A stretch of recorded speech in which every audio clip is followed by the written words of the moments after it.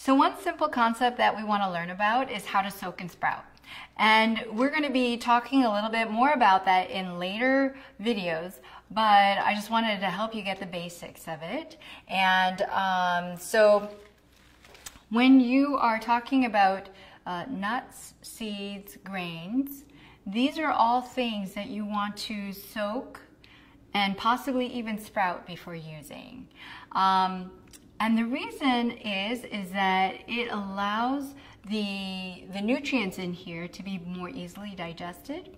There are also things within these nuts, seeds, and grains that are, and beans, nuts, seeds, and grains, that are not that well digested, that are much more difficult on the digestive system. And of course, everything here is targeted at helping the gut to rest. And so that's why we want to soak everything. That gets those, what we call anti-nutrients out.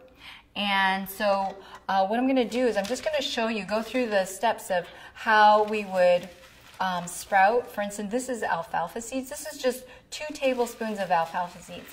And to be honest, like, I don't do a whole lot of alfalfa just because high use of or high amounts of alfalfa have been associated with lupus, and so I don't do a whole lot of it, but I'm showing you, you can do this with broccoli. Broccoli sprouts are great. And I'm going to just put some water in.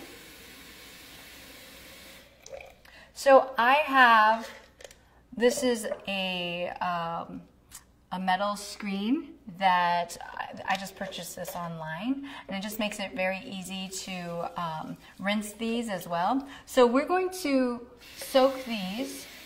What you'd want to do is you'd want to put this in a cabinet maybe, keep it in the dark while it is soaking as well as when it's sprouting. So I would just then, let me grab a towel here. I can put a towel over it, and that will keep it dark here enough, or a towel or two. And then just to show you what it looks like. So after you soak this overnight in a dark room or something, you would rinse it really good.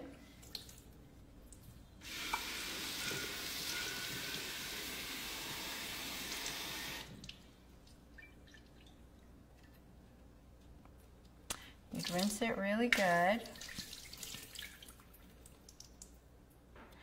And then there are these little things that you can put it on to keep it kind of at a diagonal. So now you have ventilation. You have this screen that allows air to get in, but you don't want these seeds to be drowning. They need oxygen for them to start sprouting and growing.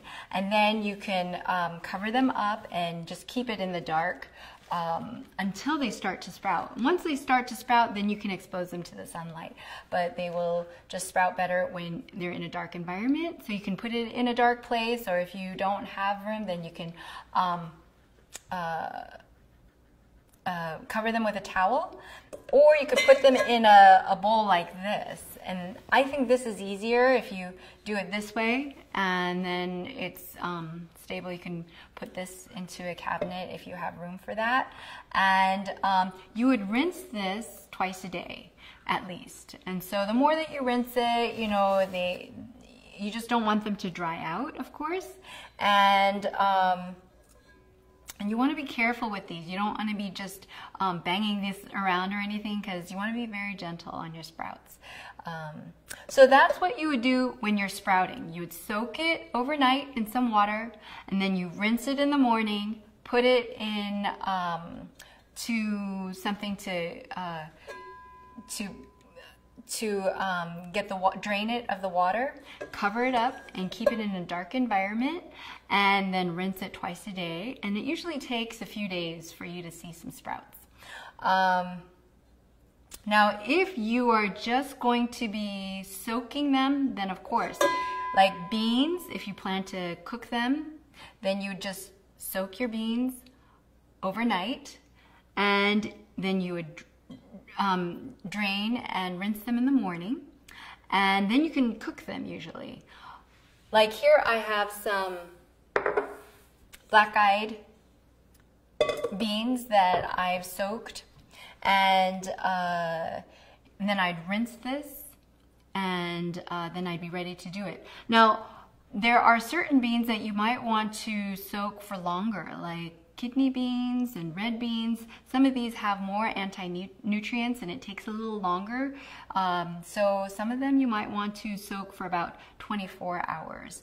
But in general, overnight, about 8 to 12 hours should be good. And you would want to do that for everything: grains, beans, seeds, and nuts.